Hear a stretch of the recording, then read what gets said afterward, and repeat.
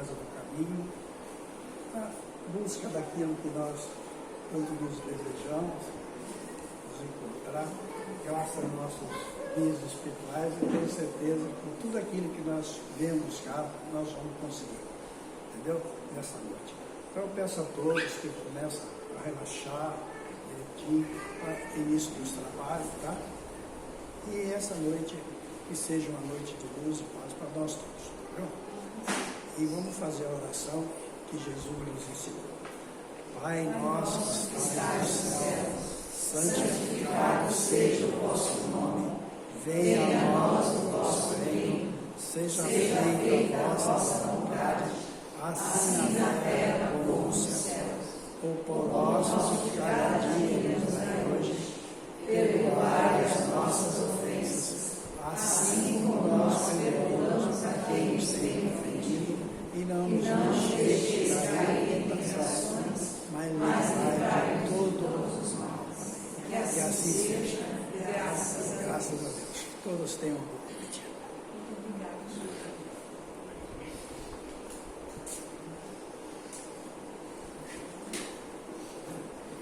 Boa noite a todos. Boa noite. Bem-vindos a mais essa noite abençoada de cura, de bênçãos, para mais uma reflexão, para que a gente amadureça na nossa caminhada progressiva e evolutiva, né? E hoje eu trouxe um texto para que a gente possa refletir juntos sobre uma questão bastante delicada, mas importante nas nossas vidas, né? Então vamos lá. A mãe, muito doente, no hospital, chamaram o filho, fazendo-lhe longas confidências, porque estava prestes a morrer. Depois de desabafar, disse ao filho: meu filho, fale-me palavras de amor que seu pai nunca me disse. O filho, impactado diante da mãe agonizante, abriu o coração falando do amor que ela despertara na alma dele e dos seus irmãos, enquanto mãe. E enquanto ele falava, deu-se conta que ela expirara pela última vez. Surpreso pelo que ouvira da mãe, imobilizado pela sua desencarnação, logo comunicou aos irmãos o que aconteceu no leito do hospital.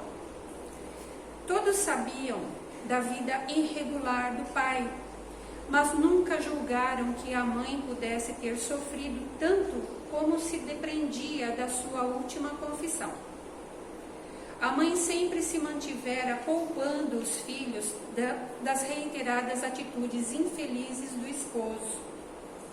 Após o sepultamento, os filhos, em comoção geral pela dor da perda, aliada à indignação em face do que fora narrado, se reuniram e fizeram um julgamento passional do pai, na própria presença dele, que não teve outra escolha a não ser sair de casa imediatamente. À medida que os dias foram se escoando, os filhos acabaram dando-se conta de que tinham exagerado com o pai e que haviam mesmo sido muito cruéis. Em vão buscaram encontrá-lo. Os meses ocorreram e o filho protagonista da revelação feita pela mãe se sentia muito culpado, mormente porque fora ele mesmo o estopim da revolta dos irmãos naquele dia fatídico. Anos depois, a família recebia de cidade próxima um telefonema do pai. Uma filha imediatamente tomou um avião e foi ao seu encontro. O reencontro foi muito breve. O pai agonizava numa enfermaria de indigentes. Logo após cumprimentá-lo, ainda impactada pelo cenário melancólico, a filha percebeu que o pai apenas aguardava a sua presença, de vez que falecera, sem que ela tivesse tempo sequer de falar sobre o arrependimento da família. Com a nova ocorrência, o filho ampliou ainda mais a sua culpa, posto que não conseguira o perdão do pai. O tempo só fazia o remorso dilacerar mais o seu coração. Cansado de sofrer, pedia a Deus, nas asas da prece, reiteradamente, a oportunidade de se livrar de tal remorso.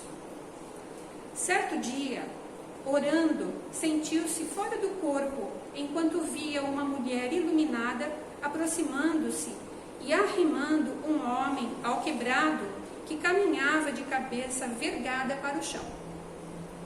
Foi sendo tomado de um sentimento de perplexidade, pois percebeu que se tratava de sua mãe, como se fosse uma enfermeira a conduzir o seu pai.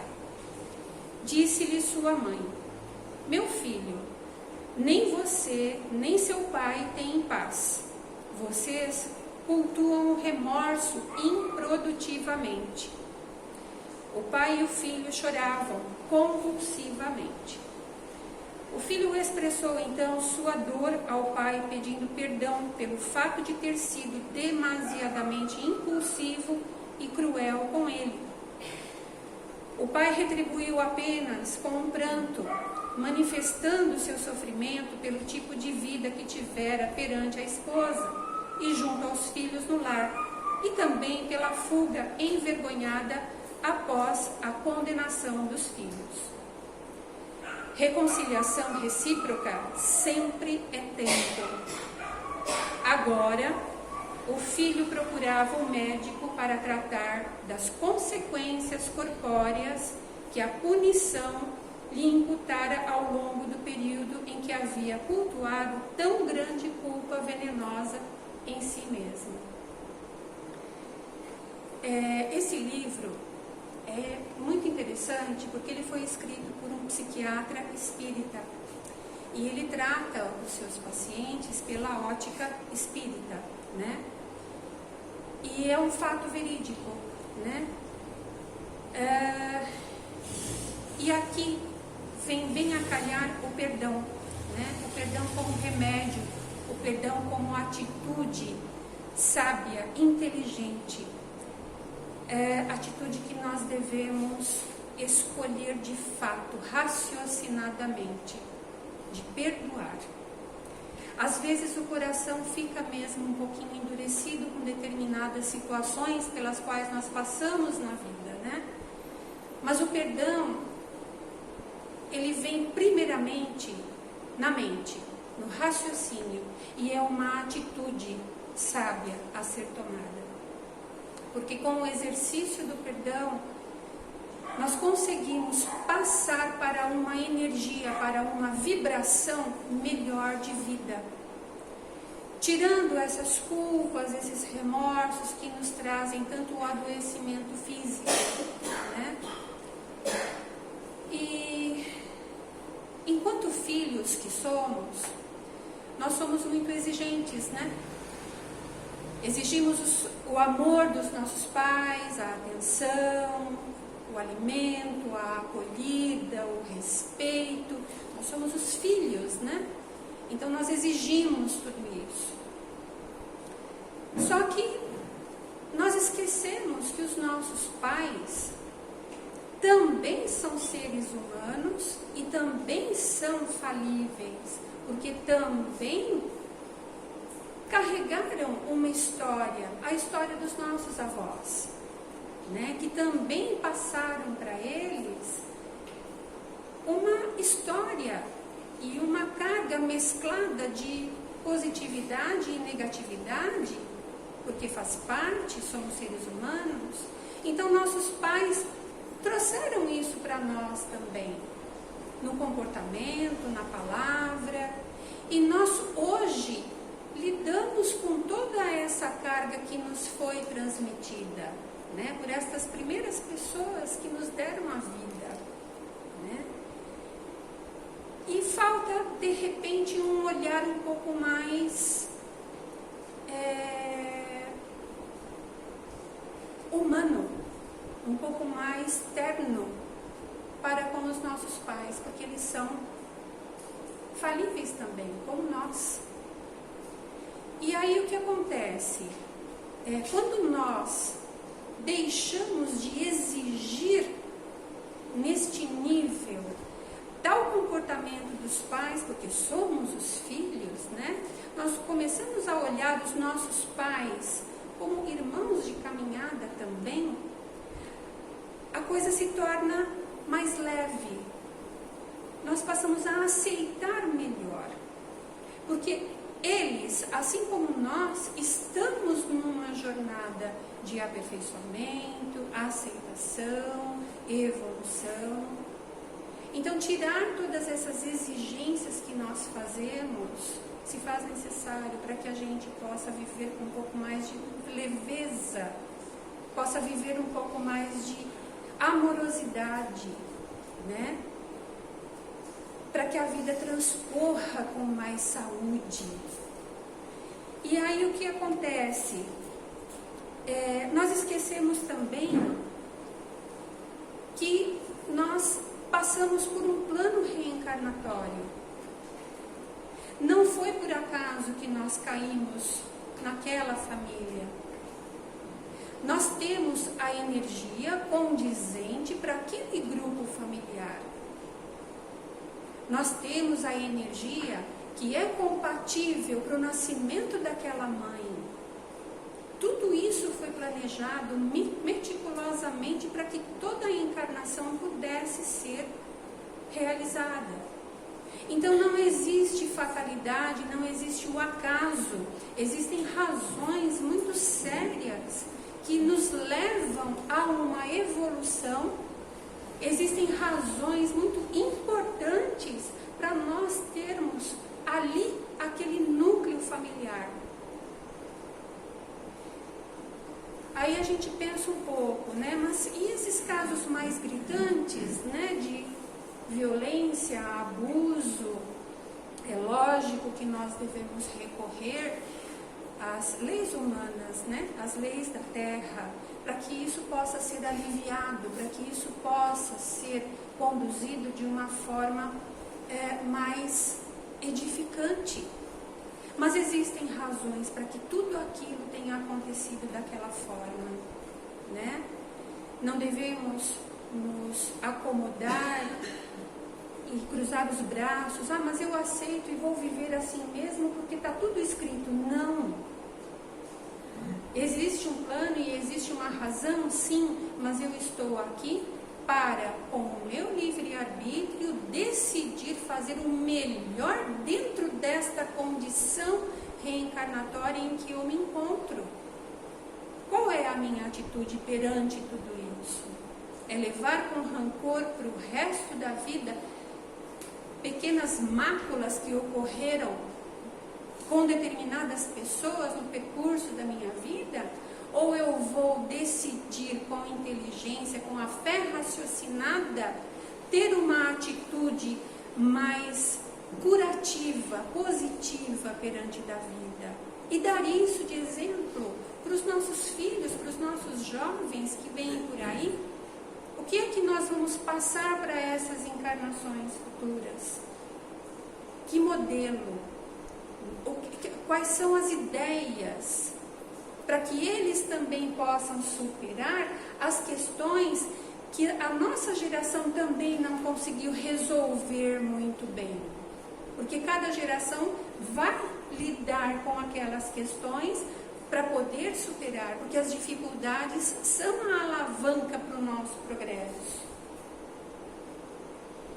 Então vai ter sempre aquele percalço a ser superado para que a gente possa alavancar e ir além. Então, resolver determinadas questões para passar de uma maneira mais saudável para a geração seguinte, isso se faz necessário. É encaminhar melhor essas crianças, esses jovens que vêm agora, para como resolver essas questões que eles trazem também, né? E tirando um pouquinho essa questão hierárquica, né? Lógico que nós devemos o nosso respeito máximo aos nossos pais, né? Hierarquicamente, eles estão acima de nós, eles vieram para que nós pudéssemos vir, né? Então, honramos, sim, nossos pais, mas para que a gente tire esta rusga, né? São nossos irmãos de caminhada.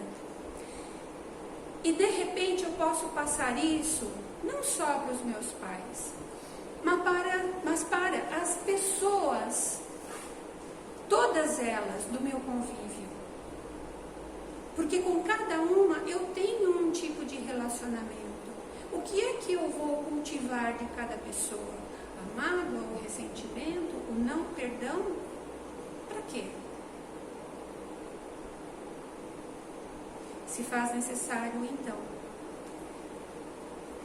fazemos uma idealização psicológica de como são nossos pais, muitas vezes bem distante da realidade existencial deles, como também temos dificuldades em atualizar ao longo do tempo a imagem deles que criamos.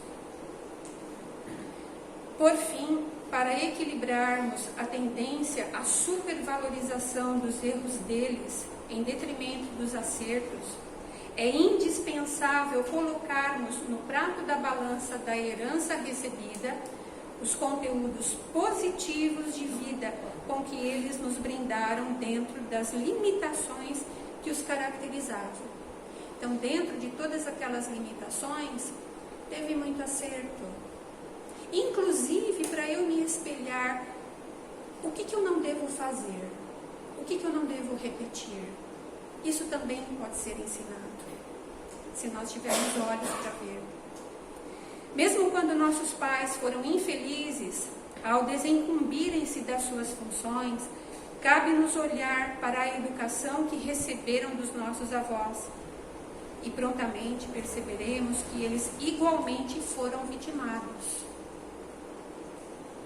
Por isso, é indispensável arrolar as atitudes positivas, ainda que sejam os pequenos e pontuais gestos de dedicação, afeição, ternura, cuidados, até mesmo reconhecer que quando erravam, havia uma intenção positiva por trás. Por que a intenção positiva, mesmo quando nós erramos? Porque é Deus dentro de nós. Nós estamos querendo sempre acertar. E é no erro que nós percebemos aquilo que nós devemos fazer diferente.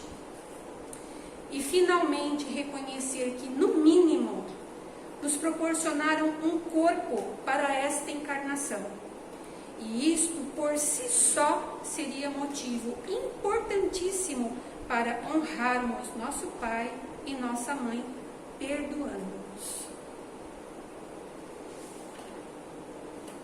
E uma coisa que eu achei muito, acho que o mais importante de tudo isso aqui, desse texto,